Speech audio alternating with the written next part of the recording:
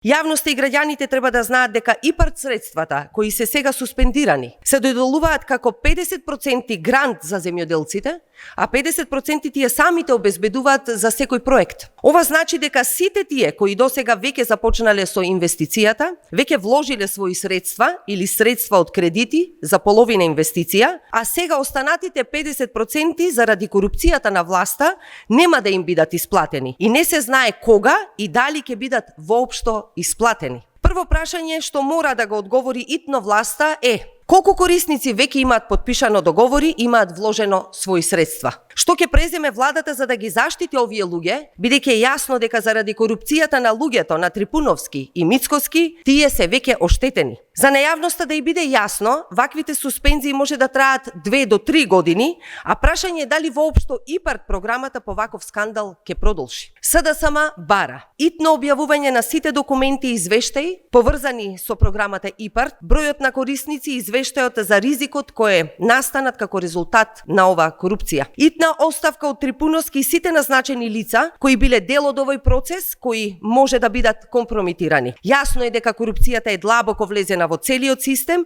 и мора одговорност да има од сите инволвирани.